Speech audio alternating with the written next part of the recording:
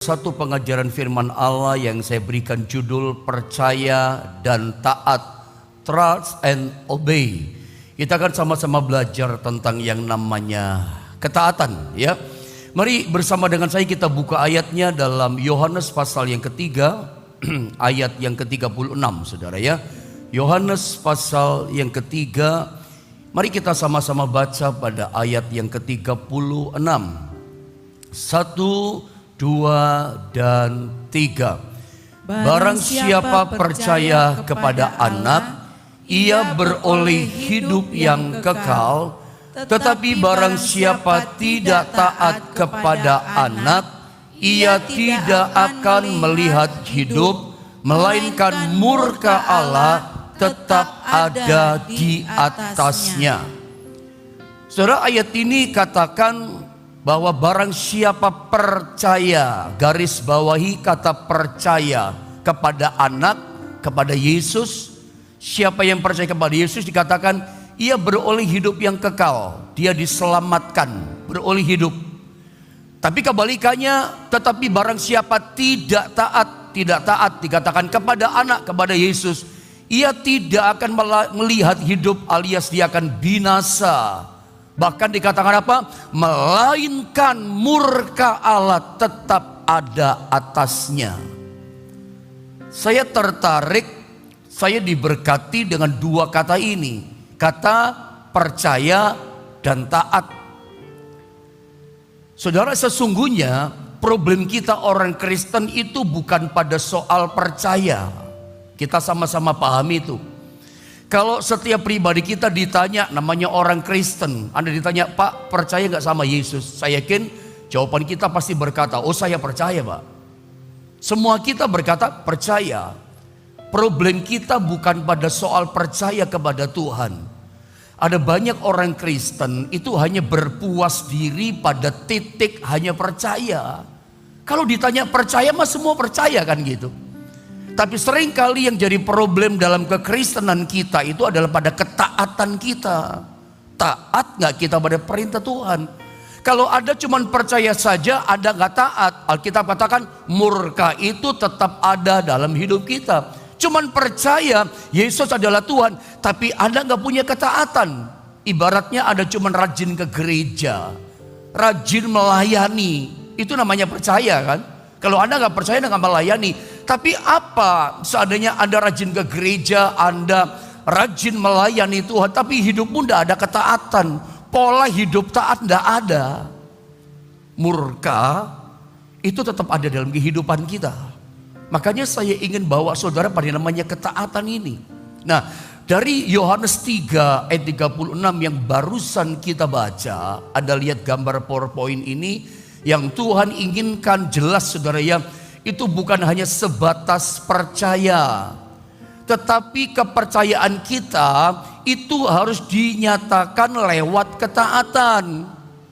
Ya, ini kata-kata ini sederhana tapi penting. Yang Tuhan mau, yang Tuhan rindu, yang Tuhan inginkan dalam hidup kita.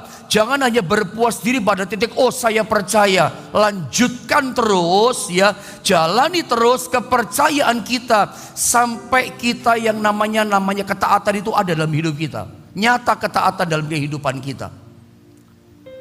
Saudara, seringkali begini ya, sesuatu yang besar di mata kita itu bisa jadi kecil di mata Tuhan. Tapi kebalikannya, sesuatu yang sangat besar di mata Tuhan itu malah kita kecil di mata kita. Sesuatu yang sangat penting di mata Tuhan, di mata kita nggak penting. Ini sepele, remeh. Saya kasih contoh. Misalnya ketika kita bicara krisis ekonomi dalam hidup kita, krisis ekonomi melanda keluarga kita, itu di mata kita itu masalah yang besar. Tapi di mata Tuhan itu perkara yang kecil, krisis ekonomi. Di mata kita yang namanya kanker stadium 3 itu di mata kita itu perkara yang besar. Tapi di mata Tuhan itu perkara yang kecil. Tapi kebalikannya, Anda tahu, ketaatan itu di mata Tuhan itu perkara yang besar. Di mata Tuhan yang namanya ketaatan itu penting di mata Tuhan, bahkan sangat penting. Tapi seringkali di mata kita itu kecil, di mata kita itu nggak penting. Ada berapa banyak orang Kristen menganggap ketaatan itu hal yang remeh. Ya, makanya banyak orang Kristen jalani iman kekristenan yang hanya berpuas diri pada titik percaya. Saya percaya Yesus adalah Tuhan. Nggak cukup. Yang Tuhan mau dalam kepercayaan kita dibuktikan dengan ketaatan. Makanya saya tulis kalimat berikutnya yang sering saya lepaskan sama saudara. Ketaatan kita itu adalah bukti dari ketidakpercayaan kita. Ketidaktaatan kita itu adalah bukti dari ketidakpercayaan kita. Kalau kita mempercayai sesuatu, kita percaya, ya kita pasti melakukan. Saat kita tidak melakukan, itu tanda bahwa kita nggak percaya dengan yang kita percayai. Namanya orang percaya itu taat. Ketidaktaatan kita itu cuma membuktikan, menyatakan kita nggak percaya kepada Tuhan. Mari kita belajar pagi ini bagaimana kita membangun yang namanya pola ketaatan. Lihat gambar berikutnya saudara ya. Kita akan bicara satu paradigma baru, cara berpikir yang baru tentang yang namanya ketaatan. Ada satu pola pikir yang saya pikir itu salah tentang ketaatan dalam kekristenan kita yang pagi ini perlu diluruskan. Saya pilih kata pakai kata pola pikir. Karena ketaatan, pola ketaatan dalam hidup kita itu mesti dibangun. Saya kasih contoh ya tentang pola ketaatan. Misalnya kemah suci atau kemah suci tabernakel yang dibangun Musa, itu idenya bukan dari Musa. Polanya bukan dari Musa. Itu polanya langsung dari sorga. Itu polanya langsung dari Tuhan. Ya, Musa lihat polanya di sorga, maka dia buat persis pola yang ada di sorga. Sama dengan Anda kalau misalnya jahit baju, penjahit ketika dia jahit baju, jahit celana panjang, jahit blus, jahit rok semuanya. Itu seorang penjahit itu memotong kain, menjahit baju itu sesuai dengan pola, pakai pola. Kalau nggak pakai pola, nanti ukurannya nggak pas, kita nggak bisa pakai itu baju. Kesesakan, kebesaran. Kenapa? Jahitnya nggak ikutin pola. Anda kalau beli sepatu misalnya, sepatu Anda boleh mahal, keluaran Italia, merek Italia terkenal, Italiano istilahnya, mahal harganya. Tapi ketika Anda pakai nggak nyaman di kaki. Kenapa nggak nyaman? Harganya mahal loh Pak, tapi di kakimu nggak nyaman. Kenapa? Sebab sepatu yang mahal buatan Italiano tadi ternyata tidak sesuai dengan pola kakinya saudara. Dipakainya nggak enak. Waktu jalan jadi nggak enak kaki kita. Tubuh kita jadi nggak nyaman dong. Karena sepatu yang kita pakai polanya nggak sama dengan kaki kita. Coba bandingkan dengan sepatu buatan dalam negeri misalnya. Ya buatan Cibaduyut Bandung misalnya. Ada kan lokal itu. Waktu Anda pakai nyaman, enak banget. Saya yakin ketika Anda kerja sehari-hari, sepatu yang sering Anda pakai adalah buatan Cibaduyut. Ya, sepatu yang mahal tadi buatan Italia. Anda sekali-sekali pakai, misalnya ke gereja, mimpin pujian, datang ke pernikahan, acara teman kita ulang tahun, sekali-kali kita pakai karena mahal. Tapi kita nggak pakai hari-hari, kenapa? Nggak nyaman polanya di kaki kita. Semuanya mesti sesuai dengan pola. Anda pengen hidup sehat, bangun pola hidup sehat, pola makan sehat. Supaya tubuh jasmani kita sehat, ya bangun pola yang sehat. Makanannya yang dimakan sehat, nggak makanan yang kotor-kotor, nggak makanan yang nggak sehat. Itu kan pola. Pola menjadi kebiasaan. Saya berharap Anda bisa mulai menangkap ya. Apalagi kalau kita bicara pola kehidupan. Saya mau pola hidup sehat Pak. Ya dari mulai makanannya mulai sehat. Pola itu penting. Nah sekarang saya coba lepaskan sama saudara namanya pola hidup dalam ketaatan. Bagaimana kita jadi orang Kristen nggak cukup hanya percaya. Yang Tuhan rindukan saudara, hidup kita itu sampai taat pada perintahnya. Itu loh maksud saya. Nggak cukup percaya, bisa taat nggak?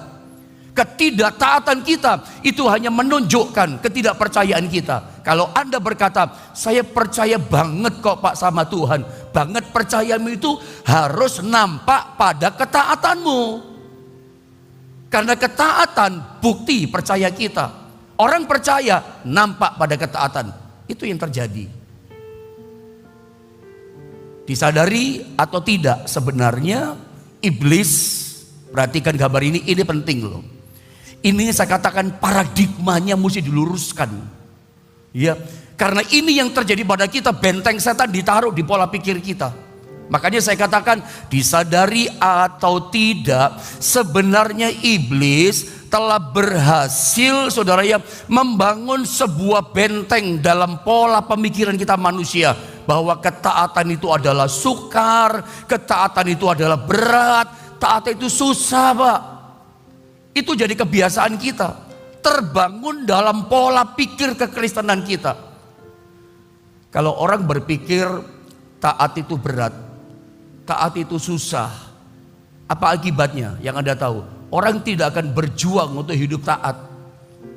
Kalau orang berpikir dalam pola pikirnya setan, itu muslihatnya setan. Dengarkan saya, itu tipu dayanya setan yang ditaruh dalam pola pikir kita. Taat itu susah. Lah kalau kita berpikir dengan pola pikirnya setan, bentengnya tebal seperti Yeriko, ditaruh di benteng kita menghalangi kita dengan Tuhan. Taat itu berat, taat itu susah. Ya kita nggak berusaha, kita tidak akan berjuang untuk hidup mentaati perintahnya. Udah dibodohi sama muslihat setan. Makanya gak heran kita sering mendengar curhatan orang.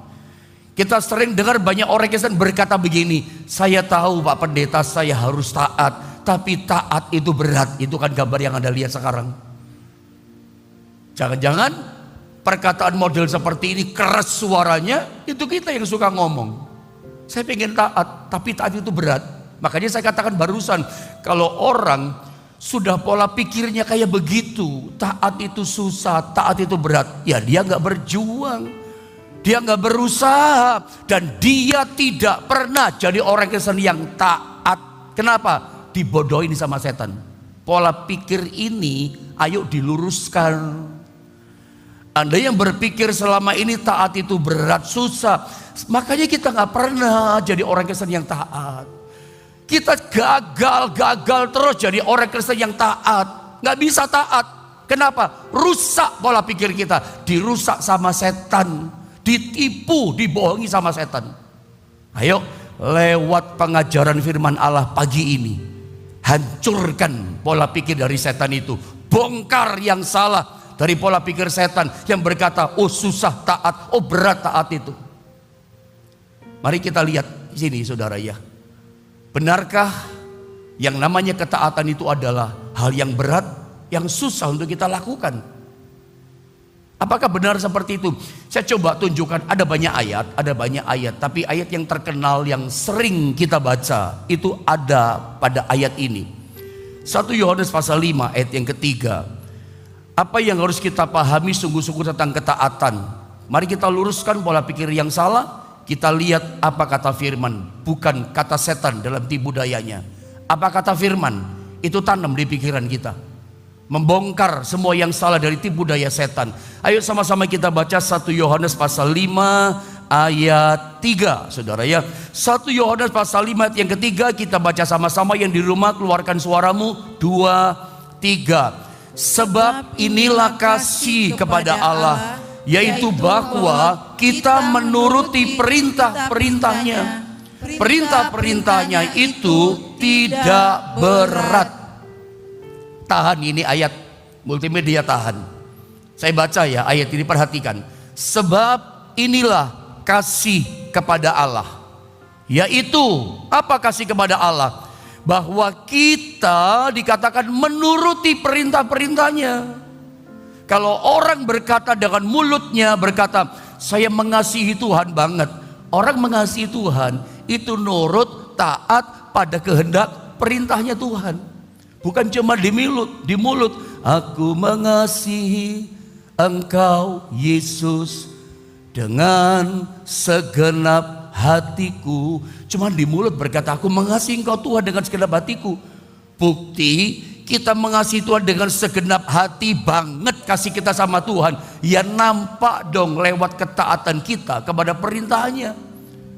Jadi gak cukup mulut kita berkata, oh saya cinta Tuhan, cinta banget, mengasihi banget. Mesti kelihatan pada ketaatan pada perintahnya. Gak cukup rajin ke gereja. Orang percaya itu ke gereja, tapi belum tentu orang ke gereja itu taat sama Tuhan loh. Sedangkan yang Tuhan rindu, yang Tuhan mau, getaran detak cintanya Tuhan buat kita adalah Tuhan mau Anda dan saya taat. Namanya orang cinta sama Tuhan tuh ya taat sama perintahnya. Tapi lihat berapa banyak di antara kita gagal dan gagal kita mempraktekkan, mempertunjukkan diri kita taat kepada Tuhan. Ada banyak kita gagal mentaati perintah Tuhan.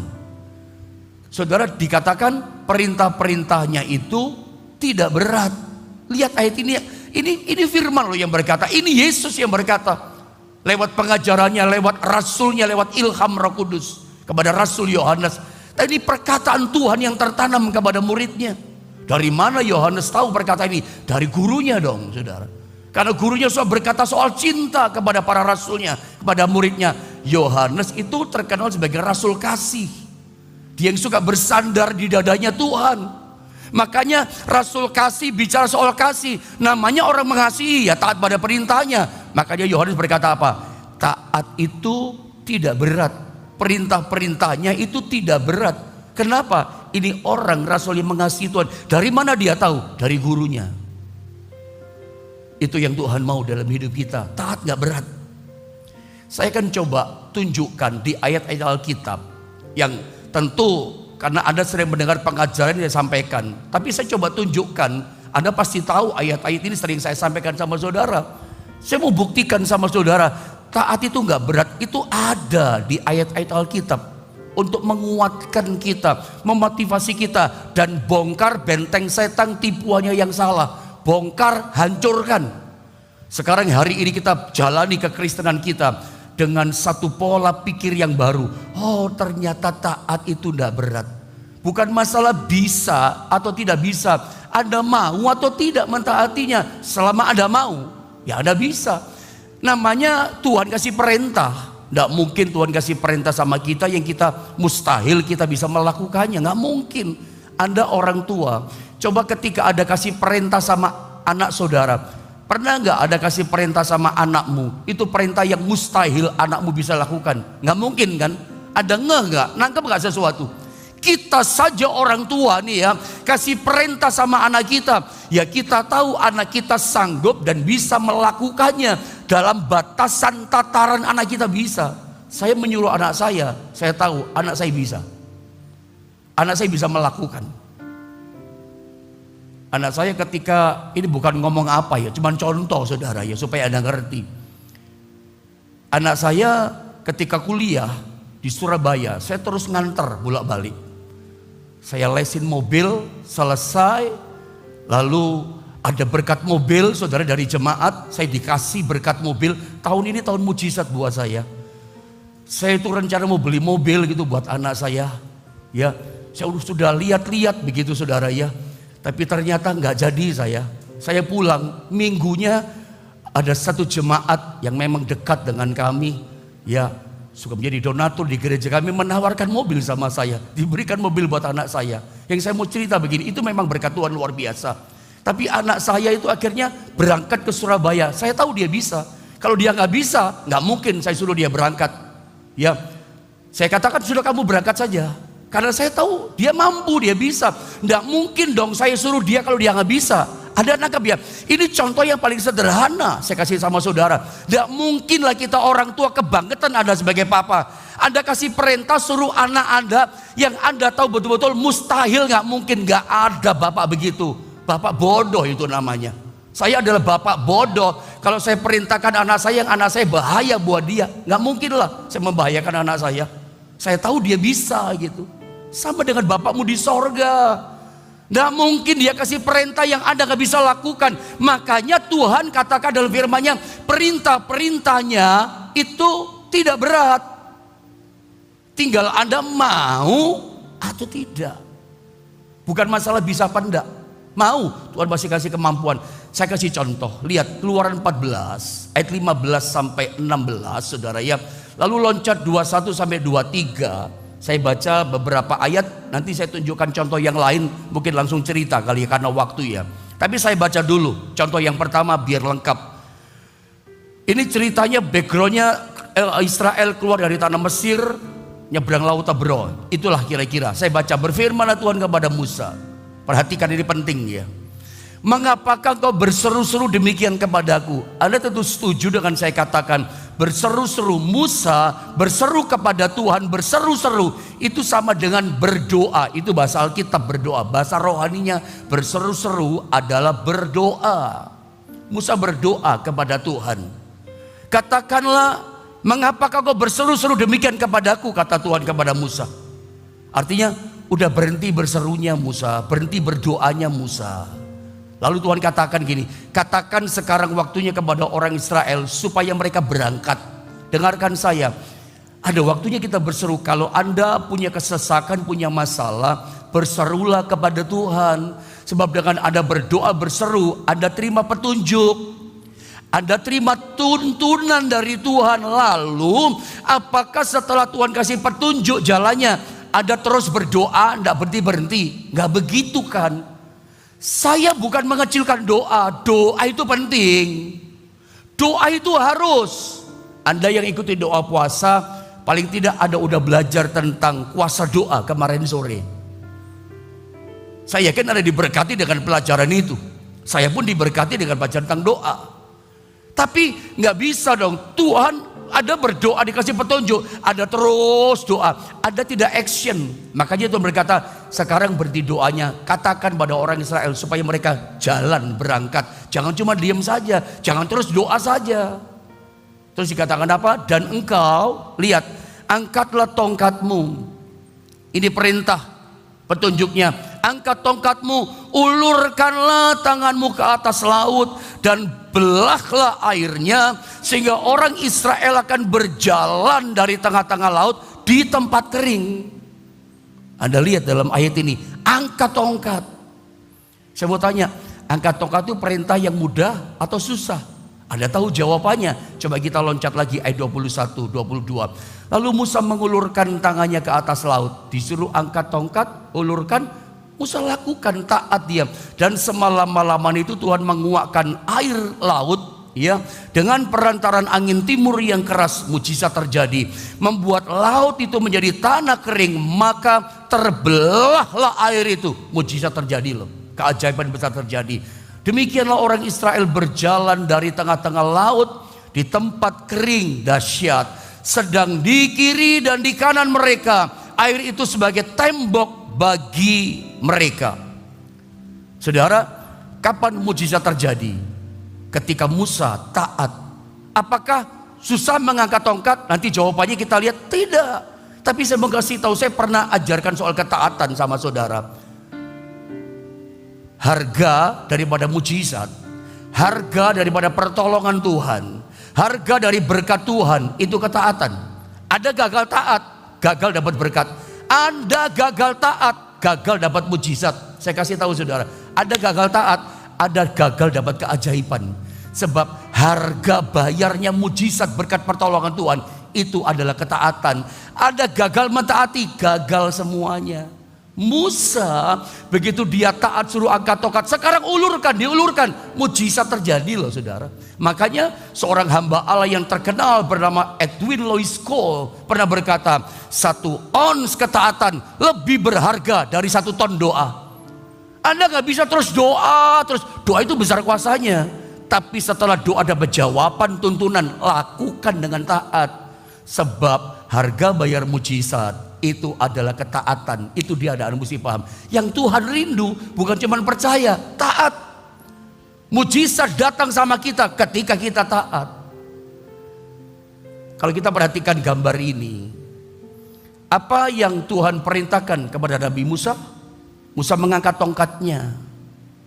Pertanyaannya, apakah itu susah bagi Musa? Enggak. Musa bisa melakukan. Ini contoh ya. Semua perintah Tuhan dalam janji Alkitab itu semuanya bisa kita kerjakan asal kita mau. Anda percaya nggak?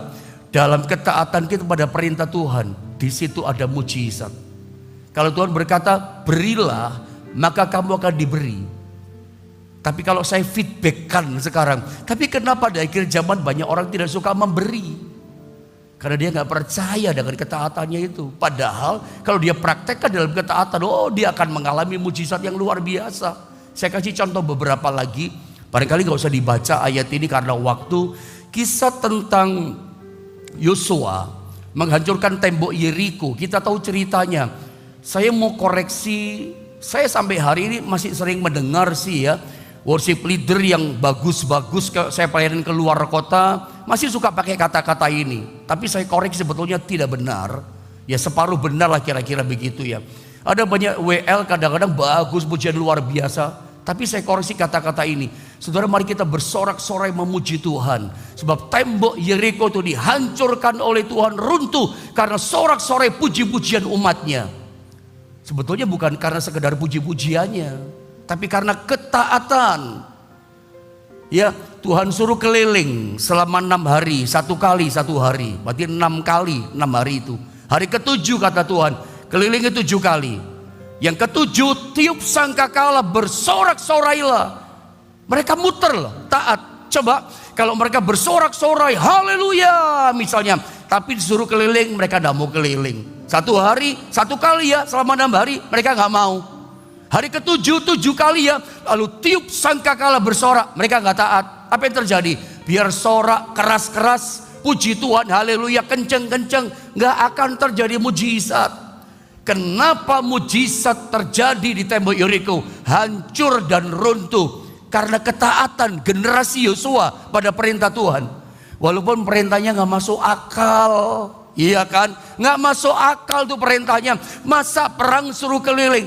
Itu strategi perang model apa gitu loh. Tapi selalu saya bilang, harga mujizat itu ketaatan. Ada gagal taat, gagal dapat mujizat. Ada gagal taat, gagal dapat berkat. Tahun 2023 ini, kalau Anda ingin tahun ini menjadi tahun kemenangan, tahun kebangkitan, tahun mujizat, tahun keajaiban, tahun pintu-pintu dibukakan kebaikan oleh Tuhan. Satu yang diminta Tuhan, Anda taatlah pada perintahnya. Perintahnya tidak berat, perintahnya itu mudah kata Tuhan. Hancurkan benteng pola pikir setan. Jangan ditipu lagi sama setan. Ada perintah, aku mau melakukan. Sekarang kita lihat diri kita, gagalnya kita di mana? Mari taati perintah Tuhan. Petrus itu pernah gagal bekerja. Semalam-malaman tebarkan jala, dia nggak berhasil. Tiba-tiba Tuhan kasih perintah, Petrus, sekarang bawa perahumu ke tempat yang dadam. Dan sekarang kata Tuhan, sekarang momentumnya, tebarkan jalamu. Petrus logikanya tahu, dia berpikir tahu. Pada waktu matahari bersinar begini, ikan tidak ada di tengah. Dia udah pengalaman, dia nelayan sejati, dia pakar soal nelayan, expert soal nelayan. Dia tahu nggak ada ikan, tapi dia tundukkan pikirannya dengan pikiran perintahnya Tuhan, pikiran Kristus. Dia taat, bukan masalah bisa nggak bisa, mau taat. Kalau dia bermain dengan logikanya, dia nggak akan bisa taat. Tapi dia nurut, dia tundukkan pikirannya. Ini perintah yang aneh nih. Ini perintah nggak masuk akal, ini perintah nggak masuk logika. Tapi dia tetap mau taat. Ada mau taat atau tidak? Ketika Petrus mau taat, ditebarkan jalannya. Nggak ada ikan sebetulnya. Tapi ini mujizat. Mujizat. Begitu ditarik jalannya, 2 perahu penuh dengan ikan, kalau Anda tahu. Petrus ngalami itu, saudara. Saya rindu Anda pun di tahun ini Anda ngalami mujizat. Harga bayar mujizat, ketaatan. Doa itu penting. Doa itu mendatangkan petunjuk Tuhan. Kemarin dalam doa puasa saya ajarkan, semua tokoh-tokoh Alkitab itu, tokoh doa itu, keadaan hidupnya dibalikkan oleh Tuhan. Dari Yabes, dari Musa, itu semua pendoa. Daniel, singa nggak bisa makan dia, kenapa? Dia pendoa, a man of prayer dia. Orang-orang yang hidup dalam doa itu dahsyat biasa hidupnya. Tapi setelah doa mereka taat. Saya berharap Anda bisa diberkati dengan firman Allah ini. Pola pikir yang salah, bongkar, hancurkan, buang. Ini ada gambar yang terakhir, nggak usah dibaca ayatnya, tentang janda seorang nabi yang ditinggal mati sama nabi, hutangnya banyak, datangnya kepada Nabi Elisa, bagaikan dia datang kepada Tuhan. Perintahnya apa Tuhan lewat nabinya? Pinjam bejana sebanyak-banyaknya. Janda ini nurut gak? Nurut, dia taat, pinjam bejana. Apakah perintahnya Tuhan lewat nabi susah? Enggak. Bisa dilakukan semua perintah Tuhan, bisa kita kerjakan. Kayak Petrus, tebarkan jalamu. Lah itu kebiasaannya dia kok. Tapi kalau pikirannya membatas, oh nggak ada ikan, dia bisa nggak mau loh. Taat itu bukan masalah bisa atau nggak bisa, ada mau atau tidak. Petrus mau, janda ini mau, Musa mau, bisa dilakukan. Aku mau Tuhan. Walaupun pikiran berkata, ini perintah apa ini, aku nggak masuk akal. Tapi dia mau tetap taat, menundukkan pikirannya, dirinya pada perintah Tuhan. Ada banyak perintah Tuhan, mau nggak tunduk, mau nggak taat. Kalau ada bisa taat, itu harga bayar ketaatan, itu dahsyat loh. Mujizat, berkat, keajaiban pasti terjadi sama saudara. Doa saya kiranya lewat firman Allah ini, biarlah pola pikir yang salah itu diluruskan kembali. Sekarang kita memahami, oh taat itu ternyata bisa aku lakukan. Dan selama Anda bisa taat, kemenangan besar tersedia buat setiap kita.